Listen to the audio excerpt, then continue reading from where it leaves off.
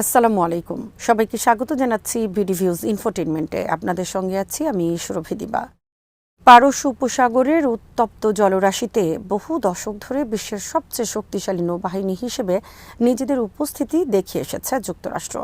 বিমানবাহী রণতরী, destroyer, submarine, cruise missile ও অত্যাধুনিক নজরদারি ব্যবস্থায় সজ্জিত মার্কিন নৌবহরকে সাধারণত এমন এক শক্তি হিসেবে বিবেচনা করা হয় যার সামনে মধ্যপ্রাচ্যের কোনো আঞ্চলিক শক্তি দীর্ঘ সময় টিকে থাকতে পারবে না। কিন্তু বাস্তবতা হলো ইরান সরাসরি প্রচলিত নৌযুদ্ধের মাধ্যমে যুক্তরাষ্ট্রকে মোকাবেলা করার পথ বেছে নেয়নি, বরং তারা এমন এক কৌশল গড়ে তুলেছে যা তুলনামূলকভাবে কম খরচে, কম প্রযুক্তিতে এবং অসম যুদ্ধনীতির মাধ্যমে সুপার পাওয়ারকে চাপে ফেলার সুযোগ দেয়।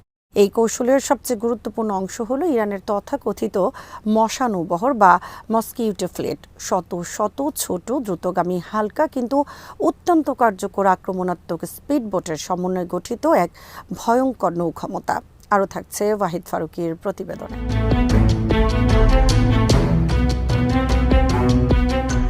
এই নৌবহর মূলত ইসলামিক রেভলিউশনারি গার্ড কোর বা আইআরজিসি নেভির অধীনে পরিচালিত হয়।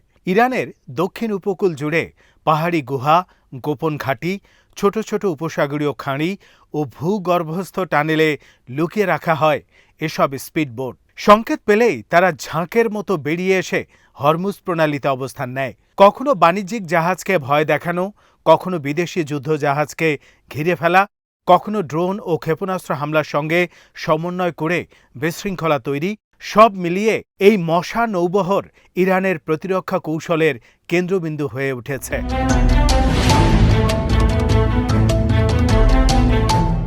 বিশ্ব জ্বালানি বাণিজ্যের জন্য হরমুজ প্রণালী অত্যন্ত গুরুত্বপূর্ণ। প্রতিদিন বিশ্বের মোট তেল ও গ্যাস সরবরাহের প্রায় 1/5 এই সরু জলপথ দিয়ে পরিবাহিত হয়। মাত্র কয়েক কিলোমিটার প্রস্থের এই প্রণালীর একপাশে ইরান, অন্য পাশে ওমান এবং সংযুক্ত আরব আমিরাত।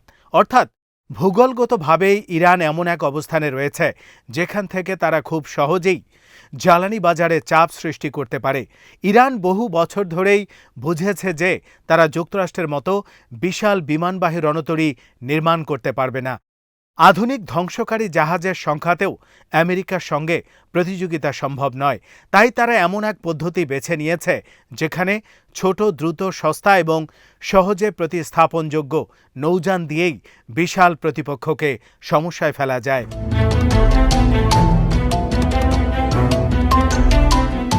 এই মশা নৌবহরের কৌশল নতুন নয়। 1980-এর দশকে ইরান ইরাক যুদ্ধের সময় এর ভিত্তি গড়ে ওঠে। তখন পারস্য উপসাগরে তেলবাহী জাহাজ ও বাণিজ্যিক নৌযানকে লক্ষ্য করে হামলা চালানো হতো। ইরান বুঝতে পারে বড় যুদ্ধ জাহাজ ধ্বংস করা কঠিন হলেও ছোট ছোট আক্রমণকারী নৌকা ব্যবহার করে জাহাজ চলাচলে ভয় ও অনিশ্চয়তা তৈরি করা সম্ভব। সেই অভিজ্ঞতা থেকেই পরবর্তীতে আইআরজিসি নিজেদের নৌকৌশলকে পুরোপুরি অসম যুদ্ধ ভিত্তিক করে তোলে। আজকের ইরানি মশা নৌবহরের বিভিন্ন ধরনের নৌকা রয়েছে। কিছু সাধারণ স্পিডবোট যেগুলোতে ভারী মেশিন গান বসানো থাকে, কিছুতে স্বল্প পাল্লার ক্ষেপণাস্ত্র সংযোজন করা হয়েছে, আবার কিছু উন্নত নৌযান ব্রিটিশ ব্লেড রানার 51 রেসিং বোটের অনুকরণে তৈরি করা সিরিজ 1 শ্রেণীর দ্রুতগতির আক্রমণ বোট। এসব নৌকা ঘণ্টায় অত্যন্ত উচ্চ গতিতে চলতে পারে এবং অল্প সময়ের মধ্যে একসঙ্গে বহু দিক থেকে আক্রমণ চালাতে সক্ষম।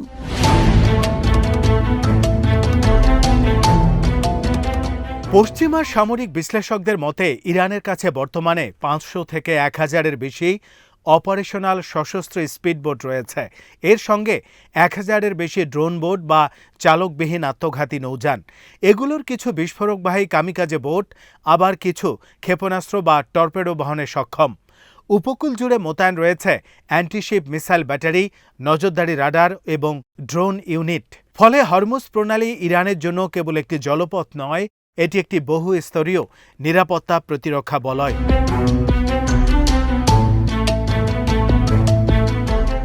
যুক্তরাষ্ট্রের সাবেক ও বর্তমান সামরিক কর্মকর্তারা স্বীকার করেন যে এসব স্পিডবোট সরাসরি মার্কিন ডেস্ট্রয়ার বা বিমানবাহী রণতরী ধ্বংস করতে সক্ষম নয়, কিন্তু তাদের আসল শক্তি হল সংখ্যা ও মনস্তাত্ত্বিক চাপ। যখন ২০-৩০টি স্পিডবোট একসঙ্গে কোনো জাহাজের দিকে ছুটে আসে তখন তা মোকাবেলা করা জটিল হয়ে পড়ে, কারণ প্রতিটি নৌকা আলাদাভাবে ছোট লক্ষ্যবস্তু, দ্রুত গতির এবং বিভিন্ন দিক থেকে আসতে পারে। ফলে বড় জাহাজের প্রতিরক্ষা ব্যবস্থার উপর একসঙ্গে বিপুল চাপ সৃষ্টি হয়।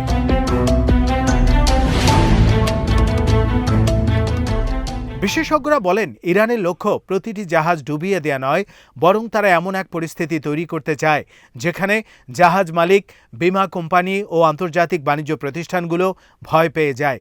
যদি কয়েকটি ট্যাঙ্কার ক্ষতিগ্রস্ত হয় বা কয়েকজন নাবিক নিহত হয়, তাহলেই বিমা প্রিমিয়াম বেড়ে যায়, জাহাজ চলাচল কমে যায় এবং বিশ্ববাজারে তেলের দাম লাফিয়ে ওঠে। অর্থাৎ ইরান তুলনামূলকভাবে কম খরচে বৈশ্বিক অর্থনীতিতে বড় ধরনের চাপ সৃষ্টি করতে পারে।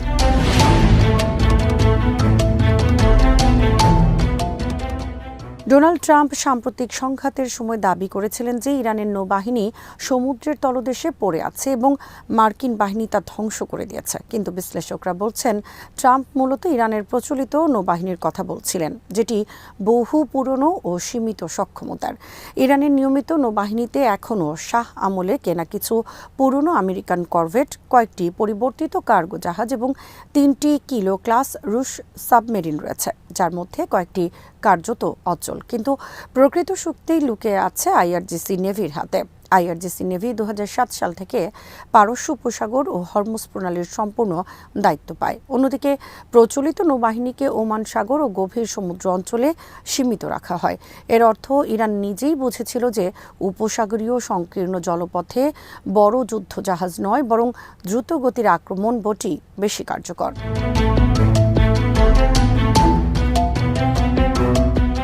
সাম্প্রতিক সংঘাতে যুক্তরাষ্ট্র বিশাল নৌবহর মোতায়েন করলেও হরমুজ পুরোপুরি খুলে দিতে পারেনি। মার্কিন বাহিনী প্রজেক্ট ফ্রিডম নামে একটি স্বল্পমেয়াদী অভিযান চালায়, যার উদ্দেশ্য ছিল বাণিজ্যিক জাহাজ চলাচল স্বাভাবিক করা। এ সময় মার্কিন হেলিকপ্টার হামলায় 6টি ইরানি স্পিডবোট ধ্বংস করার দাবি করা হয়। মার্কিন সেনকমের প্রধান অ্যাডমিরাল ব্র্যাডলি কুপার বলেন, সাধারণত 20 থেকে 40টি স্পিডবোটের দল দেখা গেলেও এবার মাত্র 6টি দেখা গেছে, যা ইরানি সক্ষমতা কমে যাওয়ার ইঙ্গিত।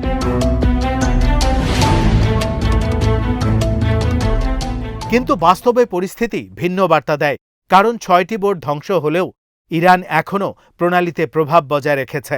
বাণিজ্যিক জাহাজ চলাচল পুরোপুরি স্বাভাবিক হয়নি এবং বিমা ব্যয় বাড়তেই থাকছে। অর্থাৎ মার্কিন সামরিক শক্তি থাকা সত্ত্বেও ইরানের কৌশলগত উদ্দেশ্য আংশিক সফল হয়েছে। ইরানের ভূগোল এখানে বিশাল সুবিধা দিয়েছে। পারস্য উপসাগরের দীর্ঘ উপকূল রেখা, অসংখ্য ছোট দ্বীপ, গুহা ও উপসাগরীয় খাঁড়ি স্পিডবোটগুলোকে সহজে লুকিয়ে থাকার সুযোগ দেয়। বড় মার্কিন যুদ্ধজাহাজের জন্য এসব সংকীর্ণ অঞ্চলে কার্যকর অভিযান চালানো কঠিন। তাছাড়া প্রতিটি স্পিডবোট ধ্বংস করলেও ইরানের জন্য তা সহজে প্রতিস্থাপনযোগ্য। একটি আধুনিক মার্কিন ডেস্ট্রয়ারের খরচ যেখানে $1 বিলিয়ন, সেখানে একটি স্পিডবোটের খরচ তুলনামূলকভাবে অতি নগণ্য। ইরানের এই নৌকৌশলের আরেকটি গুরুত্বপূর্ণ দিক হল সোয়ার্ম ট্যাকটিক্স বা ঝাঁক আক্রমণ। এটা অনেকটা মৌমাছি বা মশার ঝাঁকের মতো। আলাদাভাবে একটি ছোট বোট তেমন হুমকি নয়, কিন্তু একসঙ্গে শতাধিক দ্রুতগামী নৌযান বিভিন্ন দিক থেকে আক্রমণ করলে প্রতিপক্ষের প্রতিরক্ষা ব্যবস্থা বিভ্রান্ত হয়ে পড়ে। একই সঙ্গে ড্রোন, উপকূলভিত্তিক ক্ষেপণাস্ত্র ও মাইন ব্যবহৃত হলে পরিস্থিতি আরও জটিল হয়।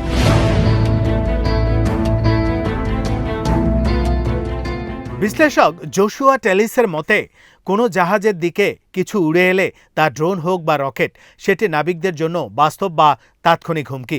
ফলে মানসিক চাপও বড় ফ্যাক্টর হয়ে ওঠে, কারণ প্রতিটি বাণিজ্যিক জাহাজে সামরিক প্রতিরক্ষা ব্যবস্থা থাকে না। একটি ট্যাঙ্কার বা কার্গো জাহাজ যদি মনে করে তারা হামলার ঝুঁকিতে আছে, তাহলে তারা ওই পথ এড়িয়ে যেতে চাইবে।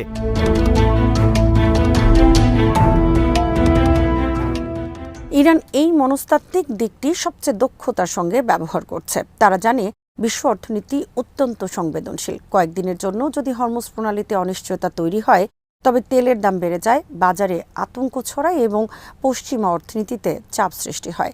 মার্কিন নৌবাহিনী অবশ্য দীর্ঘদিন ধরেই এই হুমকি সম্পর্কে সচেতন।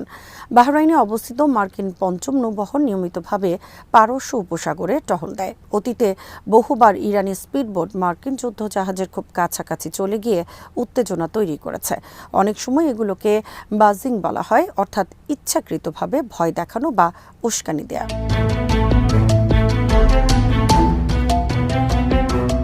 তবে মার্কিন কর্মকর্তারা বলছেন, খোলা সমুদ্রে এলে এসব বোট তুলনামূলকভাবে সহজ লক্ষ্যবস্তু হয়ে যায়, কারণ হেলিকপ্টার, ড্রোন, যুদ্ধবিমান ও নৌবাহিনীর অস্ত্র ব্যবস্থা দিয়ে দ্রুত ধ্বংস করা সম্ভব।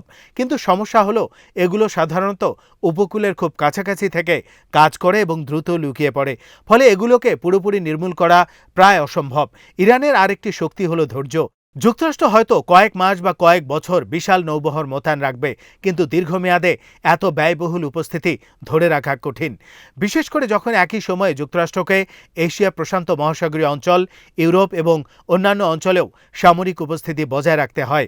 অন্যদিকে ইরানের স্পিডবোটগুলো নিজ ভূখণ্ডের কাছেই কাজ করে, কম খরচে পরিচালিত হয় এবং দীর্ঘমেয়াদী সংঘাতের জন্য উপযোগী।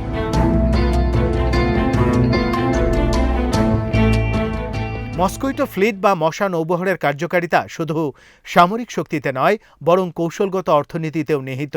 যুক্তরাষ্ট্রকে প্রতিটি জাহাজ রক্ষা করতে হয়, কিন্তু ইরানের কেবল কয়েকটি সফল হামলায় যথেষ্ট। এই অসম ভারসাম্যই ইরানের প্রকৃত সুবিধা, তবে এর সীমাবদ্ধতাও রয়েছে। যদি যুক্তরাষ্ট্র দীর্ঘমেয়াদে পূর্ণ শক্তি নিয়ে অবস্থান নেয় এবং পারস্য উপসাগরে স্থায়ী নজরদারি বজায় রাখে, তাহলে স্পিডবোটগুলোর কার্যক্রম সীমিত হয়ে যেতে পারে। উন্নত স্যাটেলাইট, ড্রোন নজরদারি, এআই ভিত্তিক টার্গেটিং এবং হেলিকপ্টার আক্রমণ ব্যবস্থার কারণে খোলা জলে এসব নৌযানের টিকে থাকা কঠিন।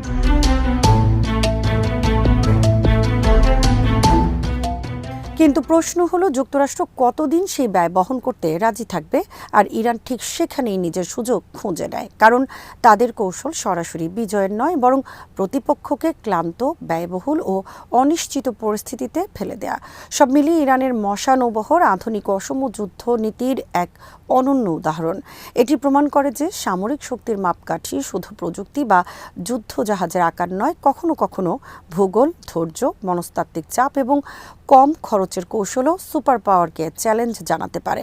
পারস্য উপসাগরের সরু জলপথে ছোট ছোট স্পিডবোটের ঝাঁক হয়তো আমেরিকার বিমানবাহী রণতরী ডুবিয়ে দিতে পারবে না, কিন্তু তারা এমন এক অনিশ্চয়তা তৈরি করতে সক্ষম যা পুরো বিশ্বের জ্বালানি বাজারকে কাঁপিয়ে দিতে পারে।